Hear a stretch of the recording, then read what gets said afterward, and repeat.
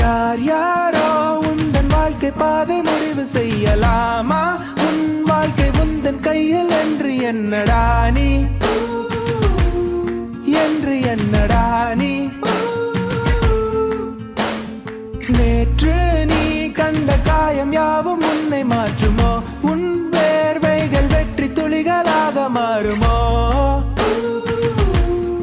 ஆக மாறுமோ? தோல்வி அது முடிவு அல்ல, காலம் உன் கையில் உள்ள காயம் உன் மனதை மெல்ல கிழித்து பறித்து இழுத்து செல்ல. அவமானம் அது நெருப்பை போல எரிக்கும், உன் உயிரை கில்ல துடிக்கும், உன் கனவை பறிக்க நினைக்கும்.